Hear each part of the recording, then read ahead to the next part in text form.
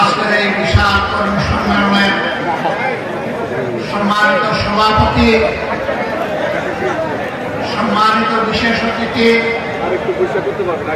অতিথিবৃন্দ, দায়িত্বশীল নেতৃবৃন্দ, সর্বস্তরের কর্মী ভাইয়েরা, সাংবাদিক বন্ধুগণ,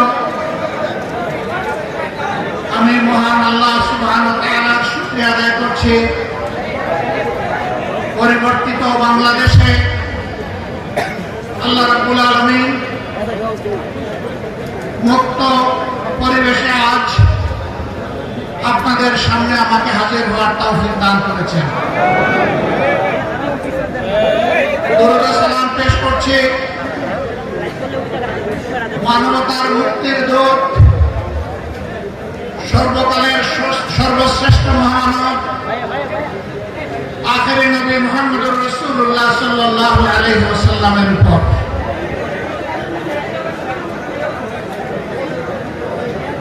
মহানবের দরবারে আরজ করছি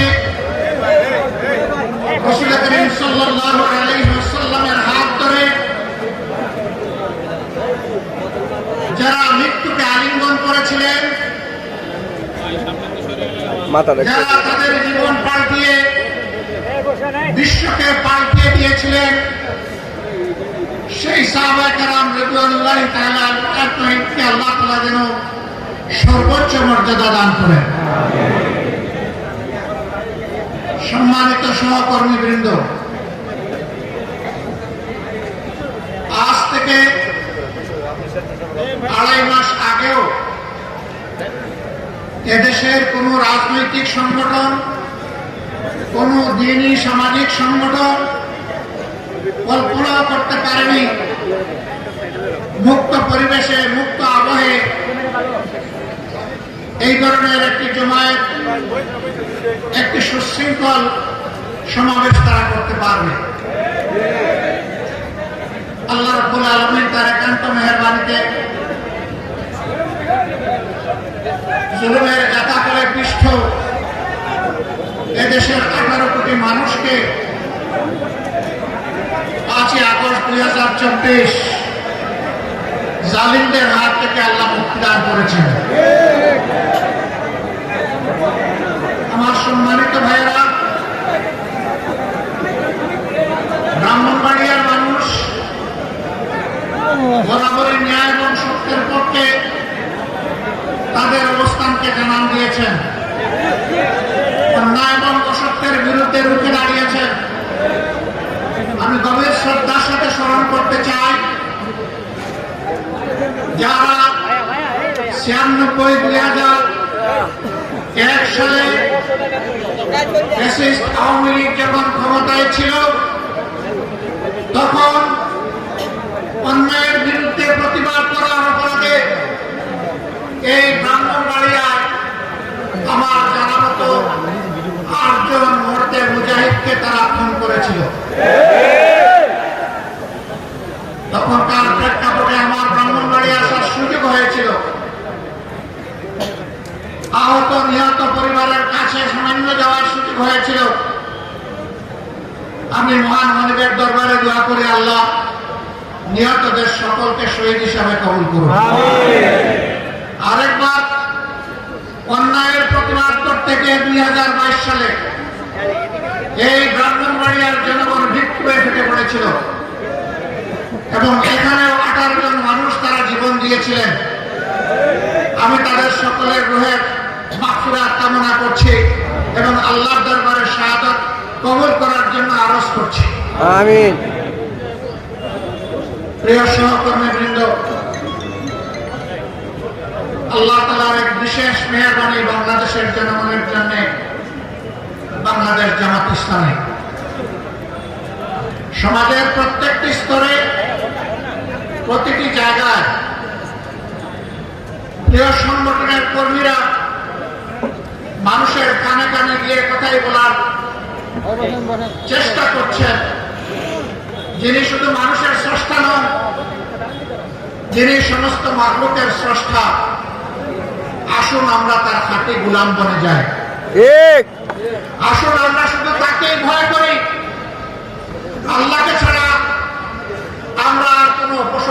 অপব্যয় করব না।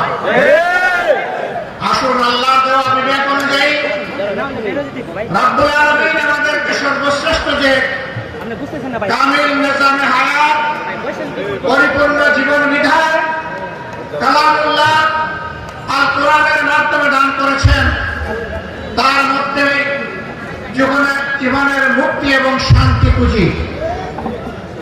আমার সম্মানিত সহকর্মীবৃন্দ, আপনাদের তিলে তিলে সকল চ্যালেঞ্জ মাথা পেতে নিয়ে শাহাদাতের এই পথে অনেক ত্যাগ কুরবানির মাধ্যমে ব্রাহ্মণবাড়িয়ার জনগণের কাছে যতটুকু পৌঁছতে পেরেছিলেন, তারই ফসল আজকের এই জমায়েত।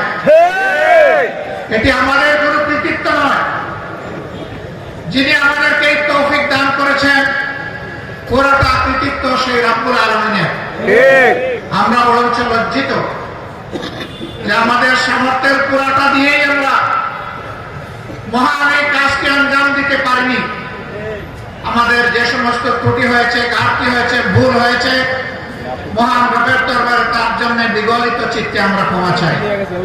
হে প্রভু, তুমি আমাদেরকে ক্ষমা করে দাও। আমিন। প্রিয় সম্মানিত সহকর্মীবৃন্দ, আমরা একটা পরিপূর্ণ বিপ্লবের স্বপ্ন দেখি। ঠিক এমন একটি বাংলাদেশ আমরা দেখতে চাই, যেই বাংলাদেশে নারী পুরুষ জাতি ধর্ম বর্ণ নির্বিশেষে কোনো মানুষ তার ন্যায্য নাগরিক অধিকার থেকে বঞ্চিত হবে না। বিভিন্ন ধর্ম এবং বর্ণের মানুষ মিলেমিশে সামাজিক সম্প্রীতির বন্ধনে আবদ্ধ হয়ে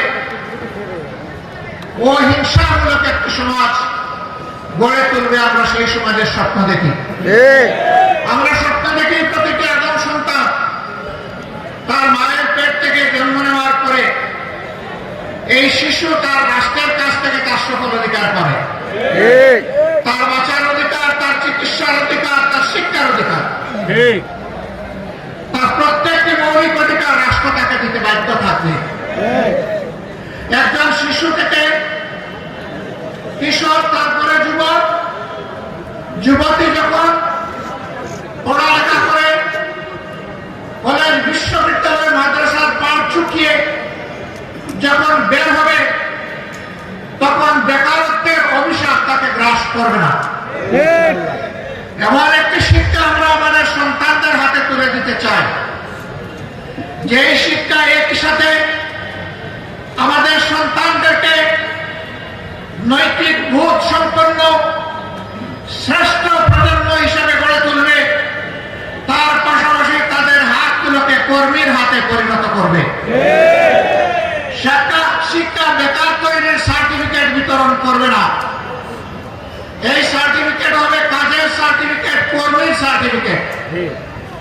এইভাবে যদি দেশের প্রতিটি যুবককে তার মর্যাদা এবং তার মেধা অনুযায়ী তার হাতে কাজ তুলে দেওয়া যায়, ইনশাআল্লাহ বাংলাদেশ পাল্টে যাবে।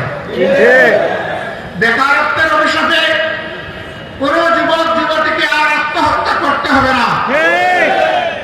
বেকারত্বের অভিযোগে মানসিক ভারসাম্য হারিয়ে কোন যুবক এবং যুবতীকে জীবনের তরে পঙ্গু হতে হবে না।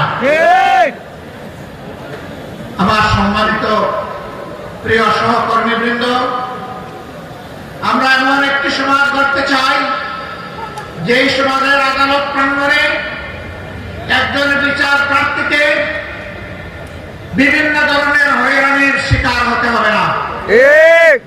কোন বিচারক তার আসনে বসে আল্লাহকে ছাড়া কোন রাষ্ট্র শক্তিকে পরোয়া করবে না। রাষ্ট্রের আইন এবং বিবেক অনুযায়ী সে বিচার কার্য পরিচালনা করবে।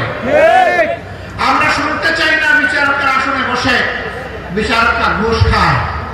এই লজ্জাজনক কথা আমরা আর শুনতে চাই না। পত্র পত্রিকা মিডিয়া বের করে নিয়ে আসে, উনি অমুক জেলায় ম্যাজিস্ট্রেট ছিলেন, অমুক আদালতের বিচারক ছিলেন, তার 5টা গাড়ি রয়েছে, 10টা বাড়ি রয়েছে। এই কলঙ্কজনক কথা আমরা বিচারকদের ব্যাপারে শুনতে চাই না। আমরা এমন একটি বিচার ব্যবস্থা চাই যে বিচার ব্যবস্থা উঁচু নিচু কাউকে ভাববে না, বিচার প্রার্থীকে বিচার প্রার্থী হিসেবে দেখবে। কোন বিচার প্রার্থী যদি মিথ্যা অভিযোগ নিয়ে আদালতে হাজির হয় তাহলে মিথ্যা অভিযোগের দণ্ড তাকে পেতে হবে। আবার যদি সঠিক অভিযোগ নিয়ে হাজির হয় তাহলে অন্যায়ভাবে তার বিচার প্রভাবিত করে তাকে ন্যায় বিচার থেকে বঞ্চিত করা হবে না। এমন একটি আদালত, আদালতের নামই হচ্ছে আদাল থেকে আদালত, ন্যায় বিচার থেকে ন্যায় বিচার প্রাপ্তির জায়গার নাম হচ্ছে আদালত। আমরা সেই আদালতকে গড়ে তুলতে চাই। সম্মানিত ভাই ও বন্ধুরা, আমরা এমন একটি দেশ চাই যেই দেশ অন্য কোন শক্তি কিংবা দেশের কোন অধীনতা মেনে নেবেন না। পৃথিবীর অন্য 10টা দেশ যেমন মর্যাদার সাথে মাথা উঁচু করে বিশ্বের মুখে দাঁড়ায়, বাংলাদেশও ইনশাআল্লাহ তার শির উঁচু করে দাঁড়াবে। বিদেশে আমাদের বন্ধু থাকবে কিন্তু কোন প্রভু আমরা মেনে নেব না। কেউ আমাদের উপর প্রভুত্ব করতে আসলে জাতি তাকে তার সঠিক জবাব সমঝে দেবে। আমরা এমন একটি জাতি গড়তে চাই যেই জাতিতে 5 তলা এবং 10 তলার ব্যবধান থাকবে না। আরেকজনের 10 তলা থাকুক, আমার কোনো আপত্তি নাই, কিন্তু একটা মানুষও সেদিন অর্থের অভাবে দারিদ্রতার কারণে ফুটপাতে ঘুমাক এই রাষ্ট্র এটা সহ্য করবে না। রাষ্ট্রের দায়িত্ব হবে প্রত্যেকটি বঞ্চিত দরিদ্র পরিবার এবং নাগরিককে তার আশ্রয়ের নিশ্চয়তা দান করা, যেন মানুষ হিসাবে সেই রাষ্ট্রে সে বসবাস করতে পারে। আমাদের দেশে কিছুদিন আগে সরকারি আশ্রয় তৈরি হয়েছে, অনেক জায়গায় তৈরি করার আগে এটা মাটিতে লুটিয়ে পড়েছে। এটা ছিল জনগণের চোখে ধুলা দেওয়ার, ধোঁকা দেওয়ার সময়।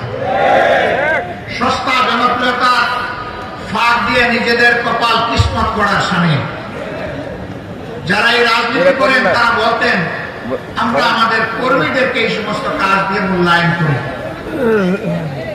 একটা মেয়ে একবার ডিবেটে দাঁড়িয়ে বলেছিল, হাই সেলুকাসের বাংলাদেশ, আমাদের বাপদাদারা চিরদিন পাকার ঘর সাঁকো তৈরি করতে রড ব্যবহার করেছেন, এখন বাঁশ ব্যবহার করেন। মেয়েটি বলেছিল কবিতা গেয়ে গিয়েছেন, মাথার উপর চাঁদ উঠেছে কাজলা দিদি কই, এখন যদি বাঁশবাগানের মাথার উপর চাঁদ উঠেছে ওই, এখন যদি কবি বেঁচে থাকতেন তিনি বলতেন চাঁদের জায়গায় চাঁদ উঠেছে, বাঁশগুলো গেল বহু জায়গায় রোডের জায়গায় বাঁশ। এটা বাংলাদেশের আধুনিক প্রযুক্তির আবিষ্কার। জনগণের হাজার হাজার লক্ষ লক্ষ কোটি টাকা ফ্যাসিস্ট দল এবং তাদের দূষররা মিলে লুণ্ঠন করেছে। সেই টাকা বৈধভাবে বাংলাদেশে রাখার সৎসাহস নাই বলেই বিদেশের মাটিতে পাচার করেছে। কানাডায় বেগমপাড়া গড়ে তুলেছে, সাহেবরা বাংলাদেশে পরিবার বেগমপাড়ায়, এরা নাকি দেশপ্রেমিক। অনেকে আবার নিজের ছেলের জন্য বাংলাদেশে একটা মেয়েও খুঁজে পাননি,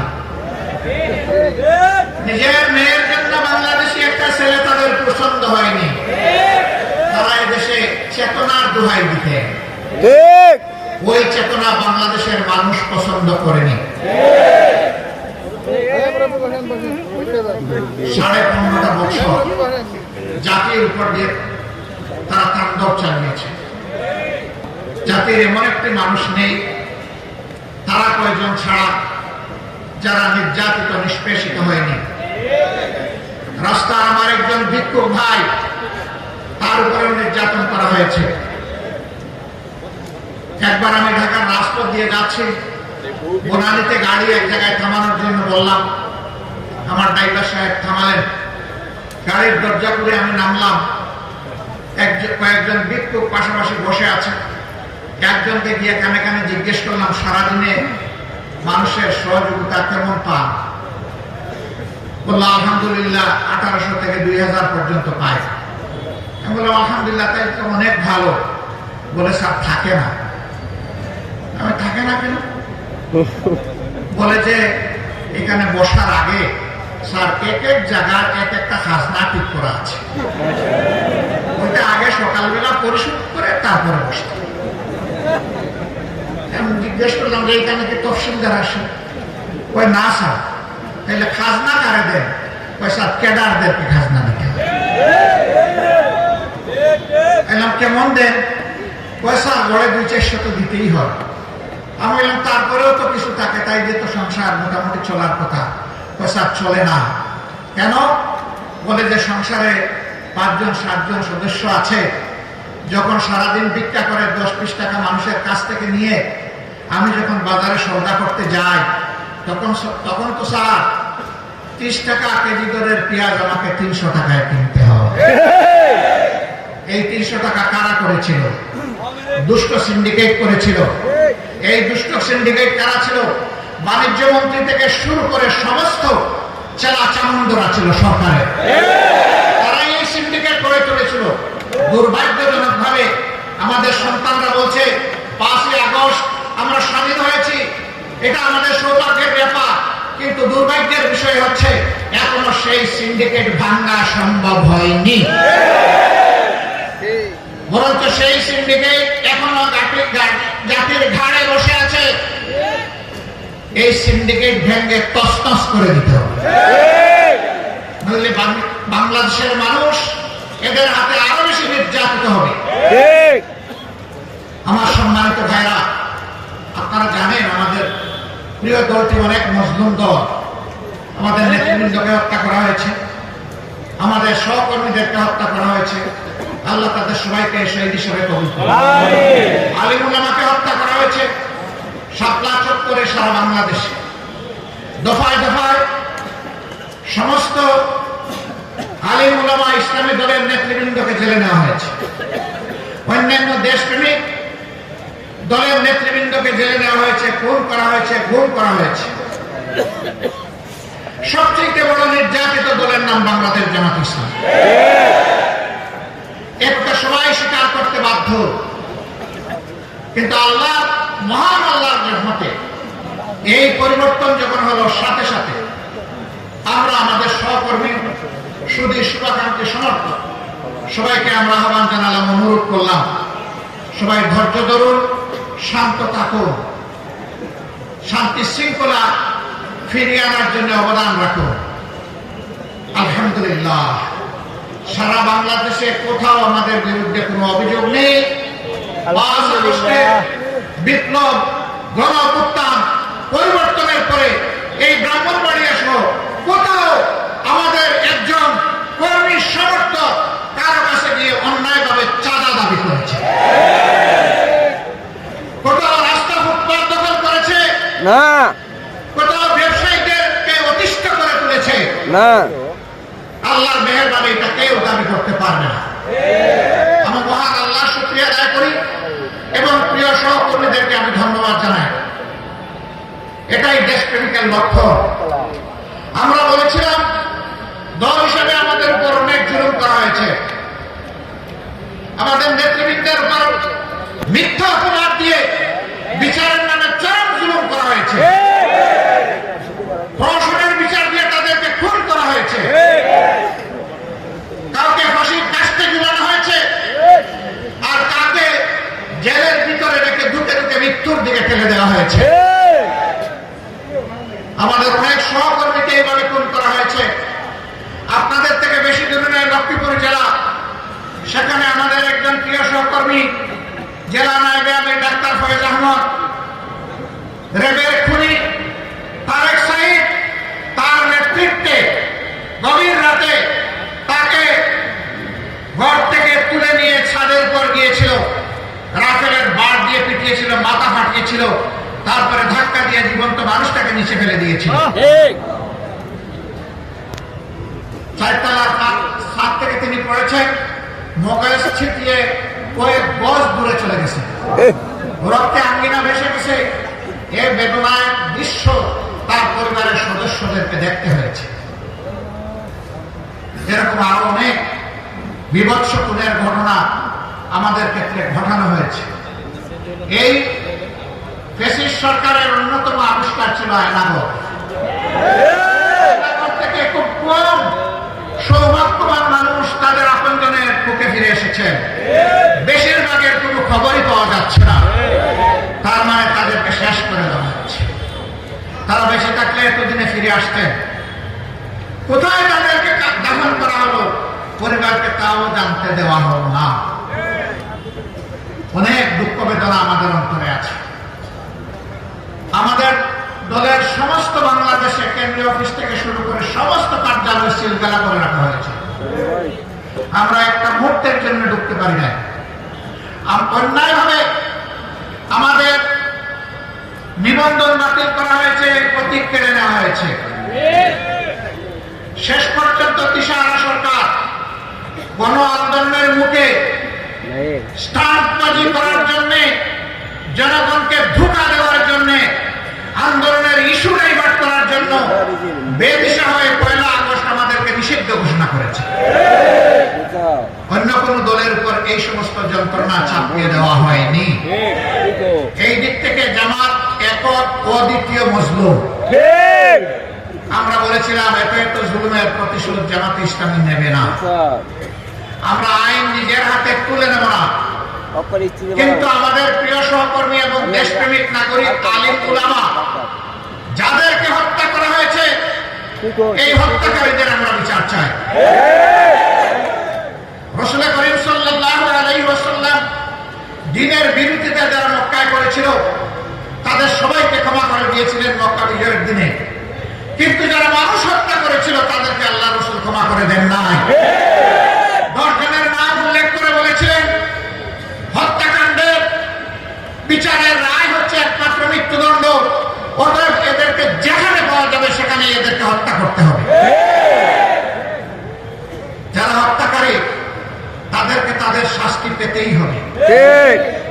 15.5 বছর বিভিন্ন পর্যায়ে যাদেরকে হত্যা করা হয়েছে, আর জুলাই আগস্ট 24 সালে যে গণহত্যা সংগঠন করা হয়েছে, সেই হত্যাকারী, হত্যার নির্দেশদাতা, পরিকল্পনাকারী, বাস্তবায়নকারী সবগুলোকে বিচারের আওতায় অবশ্যই আনতে হবে।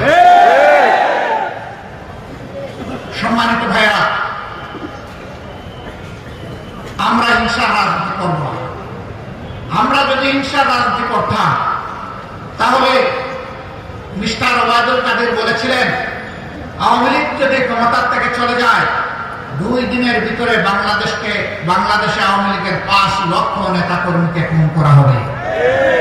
একাধিকবার তিনি এই কথা বলেছেন। আমি জিজ্ঞাসা করতে চাই,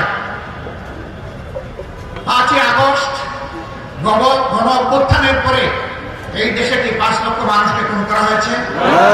5,000, 500, 50 জন, 5 জন, কোনো কিছুই হয়নি। হ্যাঁ, 2-1টা মব জাস্টিস নামে অঘটন ঘটেছে। এর সংখ্যা খুব সীমিত, 3-4টা। আমরা তার নিন্দা জানিয়েছি। কেউ আইন হাতে তুলে নেবে এটা আমরা চাই না। তারা কারা? যারাই অপকর্ম করেছে এই 2-4টা, তারা কারা? এরাও আওয়ামী লীগের নেতা, এরাও ছাত্র।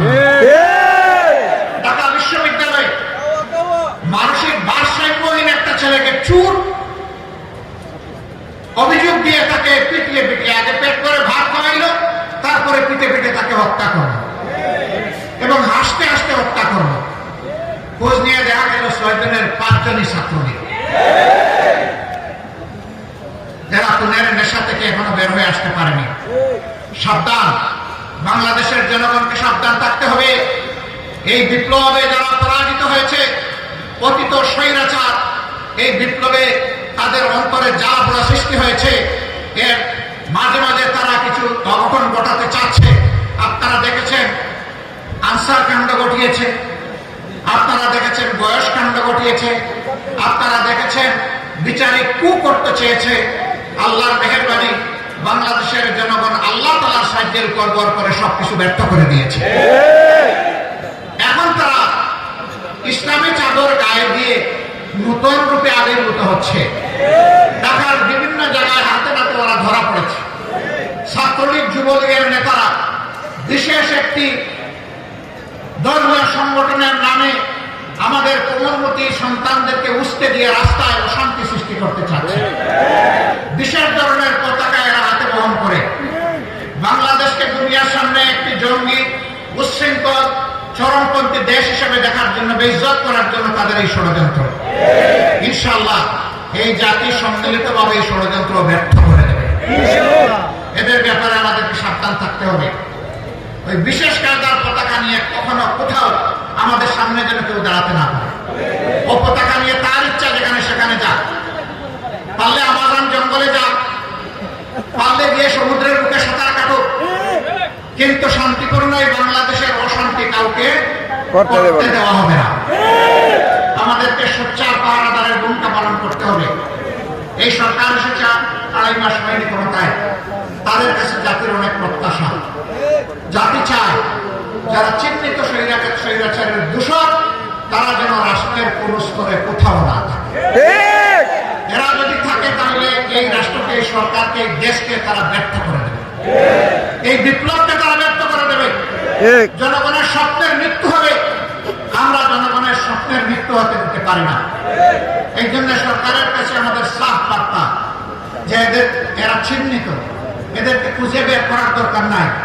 এরা নিজের চেহারায় নিজেই এসেছিল, অপকর্ম করেছিল, তাদেরকে রাষ্ট্রের গুরুত্বপূর্ণ জায়গা থেকে অবশ্যই সরিয়ে দিতে হবে। নৈতিক অধিকার হারিয়েছে, এই রাষ্ট্রের জনগণের ট্যাক্সের টাকা দিয়ে তারা বেতন আর গ্রহণ করতে পারবে না, কারণ তারাও খুনিদের ডান হাত এবং বাম হাত ছিল, খুনিদের সহচর ছিল। যা করেছে এখন তাদেরকে তার প্রায়শ্চিত্ত বহন করতে হবে। আমার সম্মানিত ভাইয়েরা, কিন্তু আমরা চাই সবগুলা ন্যায় বিচারের মাধ্যমে হোক। আমাদের উপরে বিচারের নামে অবিচার বা জুলুম করা হয়েছে, আমরা কিন্তু চাচ্ছি না তার উপর জুলুম করা হোক। আমরা চাই ন্যায় বিচার হোক, আর তারা তাদের সঠিক পাওনাটা পেয়ে যাবে। সঠিক পাওনা পেলেই বাংলাদেশের মানুষ সন্তুষ্ট এবং খুশি হয়ে যাবে। এই সরকারের কাছে আমাদের দ্বিতীয় বার্তা, আপনারা যে চেতনা নিয়ে বিপ্লব সংগঠিত হয়েছে, হাজার প্রাণের বিনিময়ে, হাজার হাজার মানুষের আজকে পঙ্গুত্ব বরণ করার মধ্য দিয়ে, আহত হওয়ার মধ্য দিয়ে আপনারা সেই শহীদ এবং শহীদ পরিবারগুলোর প্রতি সম্মান প্রদর্শন করুন। পাঠ্যপুস্তকে তাদেরকে যথাযথভাবে তুলে ধরার ব্যবস্থা গ্রহণ করুন। ভারতের এই ইতিহাস নিখুঁতভাবে তুলে ধরুন।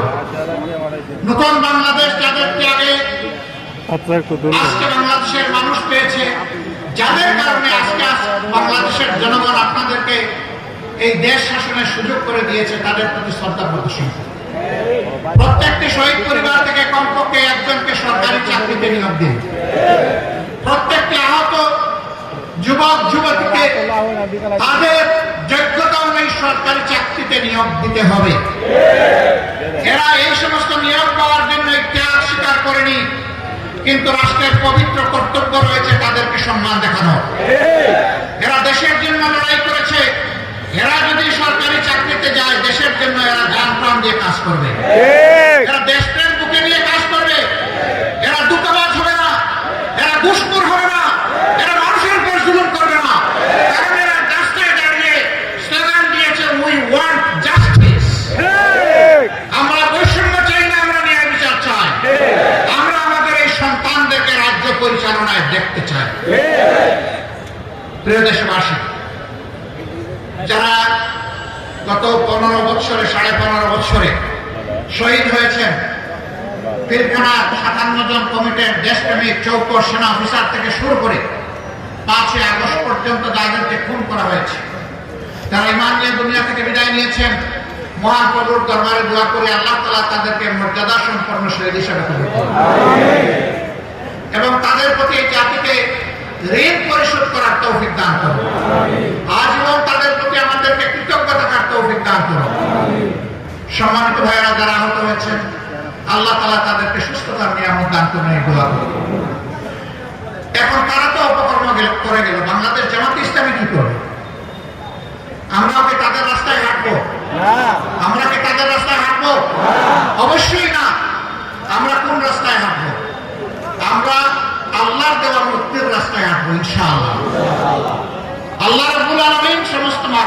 স্রষ্টা, তার চাইতে তার সৃষ্টিকে কেউ বেশি ভালোবাসতে পারে না, এটা অসম্ভব। আর আল্লাহ মানব জাতিকে সৃষ্টি করেছেন সমস্ত সৃষ্টির পর শ্রেষ্ঠত্ব দিয়ে, আশরাফুল মাখলুকাত হিসেবে।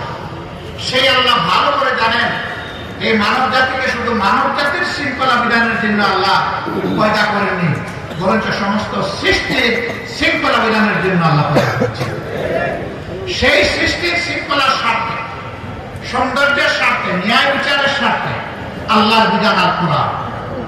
এই কোরআন শুধুমাত্র জামাতে ইসলামের প্রপার্টি নয়, আমি বলবো শুধু মুসলমানের প্রপার্টি নয়। এই কোরআন সমস্ত মানবতার সম্পদ। আমি বলছি না তো, সে কথা আল্লাহ তাআলা বলেছেন, শাহরু রমাদান আল্লাযী উনজিলা ফীহিল কুরআন হুদাল লিন-নাস। রমজান মাসে আল্লাহ কোরআন নাযিল করে ঘোষণা দিচ্ছেন, এই মাসে আমি কোরআন নাযিল করেছি মানব জাতির হেদায়েতের জন্য। নাস, তিনি হুদাল লিল মুমিনিন বলেন নাই, মুত্তাকিন বলেন নাই, মুসলিমিন বলেন নাই। তবে হ্যাঁ, এই বিশাল নিয়ামতের ভান্ডার থেকে নিয়ামত পাওয়ার জন্য আল্লাহ তাআলা একটা শর্ত আরোপ করে দিয়েছেন, আলিফ লাম মিম যালিকাল কিতাবু লা রাইবা ফীহি হুদাল লিল মুত্তাকিন। এই নিয়ামতের ভান্ডার থেকে তারাই উপকৃত হবে যারা সত্যিকার অর্থে আল্লাহকে ভয় করে। আর আল্লাহকে যারা ভয় করে, দুনিয়ার কাউকেই তারা পরোয়া করে না। তার মা বাপকেও ভয় করে না, তার শিক্ষককেও ভয় করে না, তার শাসককেও ভয় করে না, দুনিয়ার কোন ব্যক্তি এবং শক্তিকে ভয় করে না। বলবেন তাহলে কি সবাইকে তারা অশ্রদ্ধা করবে? প্রশ্নই উঠে না। সেই আল্লাহকে ভয় করার, তার অনুযায়ী আল্লাহর হুকুম অনুযায়ী শ্রদ্ধা যিনি পাওয়ার তাদেরকে শ্রদ্ধা করবে, ভালোবাসা যিনি পাওয়ার তাকে ভালোবাসবে। কিন্তু ভয় হবে শুধুমাত্র পরওয়ারদিগারকে। পরওয়ারদিগার ছাড়া এই রাষ্ট্রের নাগরিকরা, এই মুত্তাকিরা অন্য কাউকেই পরোয়া করবেন না। আমরা এমন একটি ভয় ভীতিহীন বাংলাদেশ করতে চাই। আমাদের 10 দফা বলা হয়েছে না, আমাদের দফা আসে 41। সেই 41 দফায় সমস্ত শ্রেণী পেশা, সমস্ত লিঙ্গ, বর্ণ, ধর্ম সকলের অধিকারের প্রতি সম্মান রেখেই আমাদের 41 দফা রচিত হয়েছে। প্রাথমিকভাবে আমরা 10 দফা এনেছি বর্তমান অন্তর্বর্তীকালীন সরকারের। আমরা সব দফা যদি তাদের গায়ে উঠে দেয়, তাহলে পরবর্তী সরকার, নির্বাচিত সরকার সে কি করবে? আমরা বেশ কিছু দফা নির্বাচিত সরকারের জন্য রাখতে চাই। আল্লাহর ইচ্ছায় যদি সেই সরকারটা আমরা হই অথবা অন্য কেউ হয়, যে হোক, আমরা তাদেরকে পরীক্ষা করে দেখতে চাই। রাজপথে থাকা অবস্থায়, বিরোধী দলে থাকা অবস্থায় এটা ভালো না, ওইটা ভালো না, এটা কালো, ওইটা কুৎসিত, এই সমস্ত আইন পরিবর্তন করতে হবে, এই দাবি আমরা তুলেছি। এখন ক্ষমতা যাওয়ার পরে দেখতে চাই যে নিজেদের হাতে কালো আইন তুলে দেওয়া হয় কি না। ঠিক, যারা তুলে দিবে তারা সত্যবাদী, তারা ওয়াদা রক্ষাকারী হিসেবে জাতির কাছে চিহ্নিত হবেন। আর অতীতের রাস্তা ধরে যারা জাতিকে ধোঁকা দিবেন, মনে রাখতে হবে ক্ষমতায় চিরদিনের জন্য স্থায়ী হয় না। আওয়ামী লীগের পতনের মধ্য দিয়ে তা প্রমাণিত হয়েছে। সুতরাং এই বিশ্ব আমরা যেন আর অত্যাচারী শাসক কাউকে জাতিকে যেন আর দেখতে না হয়। শাসন ক্ষমতায় আল্লাহর ইচ্ছায়, জনগণের সমর্থনে যারাই এসেছে, আসবেন, তারা যেন জনগণের প্রতি ইনসাফ করতে পারেন, আমরা এটাই শুধু দেখতে চাই। আমরা অন্য দলের কথা দিতে পারবো না, আমাদের পক্ষ থেকে কথা দিচ্ছি। এই জাতিকে সাক্ষী রেখে মিডিয়ার সামনে যদি আমাদের উপর জাতি তাদের এই আমানত রাখে, এটা আল্লাহর সিদ্ধান্ত আর জনগণের সমর্থন যদি রাখে, আমরা ইনশাআল্লাহ নিজেদেরকে ওয়াদা রক্ষাকারী হিসেবে প্রমাণ করার সর্বাত্মক চেষ্টা করি ইনশাআল্লাহ। এরপরে যদি কোথাও আমরা ভুল করি, এই জাতিকে আমরা বলবো যে আপনারা কান দিয়ে আমাদের মেরুদণ্ড সোজা করে দেন। ঠিক, যে আপনারা আগে এই কথা দিয়েছিলেন, এই কথার বাস্তবায়ন আপনাদের মাধ্যমে আমরা দেখতে চাই, আমরা অন্য কিছু শুনতে চাই না। ঠিক, বলবেন এটা কি সম্ভব? অবশ্যই সম্ভব। ইসলামের সোনালী যুগে তার ইতিহাস আছে। উমর ইবনে খাত্তাব রাদিয়াল্লাহু তাআলা মিম্বরে দাঁড়িয়েছেন ফতোয়া দেওয়ার জন্য। একজন মুসল্লি দাঁড়িয়ে বলেছেন, খলিফাতুল মুসলিমিন, আপনি মাফ করবেন, আমি আপনার খুতবা শোনার জন্য ততক্ষণ পর্যন্ত প্রস্তুত নই যতক্ষণ না আপনি আমার একটা প্রশ্নের জবাব দিবেন। খলিফাতুল মুসলিমিন জিজ্ঞাসা করেছেন, আপনার প্রশ্নটা হলো? তিনি বলেছেন, আমরা সরকারি ভান্ডার থেকে সকলে এক টুকরা করে পুরুষ মানুষেরা কাপড় পেয়েছি। আমাদের কাপড় দিয়ে লম্বা জামা হলো না, একই কাপড় আপনার গায়ে দেখতে পাচ্ছি, আপনার কাপড় দিয়ে কিভাবে লম্বা জামা হলো এর জবাব লাগলে আজকে আমি আপনার খুতবা শুনবো না। ওমর ইবনে খাত্তাব রাদিয়াল্লাহু তাআলা আনহু তার সন্তান এই বাবা তুমি পিছাও আব্দুল্লাহ ইবনে উমরের দিকে ইশারা করলেন, বাবা তুমি জবাব দাও। তিনি দাঁড়িয়ে বললেন, মুসল্লিয়ানে কেরাম, হে রাসূলের সাহাবীরা, আপনারা যেমন সবাই এক টুকরা করে পেয়েছেন, বাবা পেয়েছেন এক টুকরা, সন্তানও পেয়েছে এক টুকরা। কাপড় কাটার সময় নিষেধ করে বলেছি 2 টুকরার মাঝখানে কাটবেন না, রেখে দেন। আমাদের দুইজনের বাবার হাতে তুলে দেন। বাবার হাতে তুলে দেওয়া হয়েছে। বাবা আমাকে জিজ্ঞেস করেছেন এখন কি করবো, এখন কি কাটবো? আমি বলছি না, আপনি খলিফাতুল মুসলিমিন, আপনার কাছে বিভিন্ন দেশ থেকে প্রতিনিধিরা আসে, প্রতিনিধি দল আসে, এই রাজ্যের ইজ্জতের স্বার্থে আমারটা আপনার জন্য আমি ত্যাগ করলাম। সাথে সাথে তিনি বললেন যে আমার মগজ পরিষ্কার, আমি কনভিন্স, আমি সন্তুষ্ট, এবার আপনি আপনার খুতবা দিন। ইসলামের রাষ্ট্র এমনই হবে ইনশাআল্লাহ।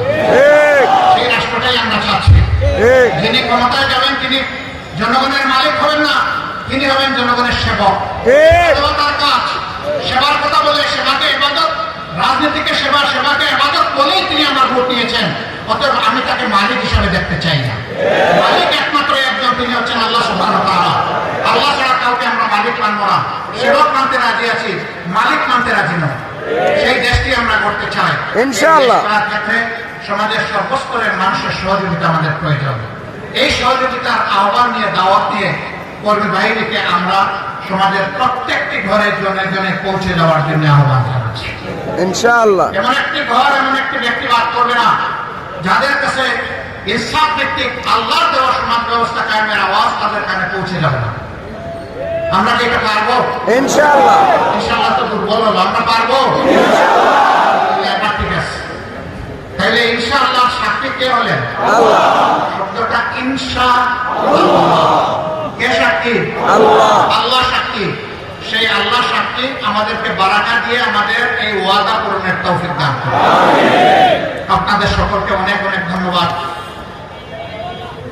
আল্লাহ তাআলার দরবারে শুকরিয়া আদায় করছি। আবারও রাব্বুল আলামিন কোন ভাষায় তোমার শুকরিয়া আদায় করব? 1 বছর আগে, 6 মাস আগে ওই ধরনের একটা পরিবেশের কোনো কল্পনাও করে নাই। আল্লাহ, এর জন্য আমরা সামান্য কোনো ক্রেডিট দাবি করি না। তুমি সাক্ষী, সব ক্রেডিট আল্লাহ তোমার। তুমি মেহরবানি করেছো বলে এই পরিবর্তন হয়েছে। তুমি পুরোটা বাকি যা আছে তাও তো পরিবর্তন করে দাও। আমিন। বাংলাদেশকে আমরা একটা শান্তি, সমৃদ্ধি, আমরা একটা ন্যায় ইনসাফের বাংলাদেশ হিসেবে দেখতে চাই। রাব্বুল আলামিন, তুমি আমাদের মুনাজাত কবুল করো। এই ব্রাহ্মণবাড়িয়ায় অনেক শহীদের রক্ত মাটির সাথে মিশে আছে। এই মাটিটাকে আল্লাহ তুমি খালেস করে তোমার দ্বীনের জন্য কবুল করো। আমিন ইয়া রাব্বাল আলামিন। আসসালামু আলাইকুম ওয়া রাহমাতুল্লাহ। জামাত ইসলামী বাংলাদেশ জিন্দাবাদ, বাংলাদেশ জিন্দাবাদ।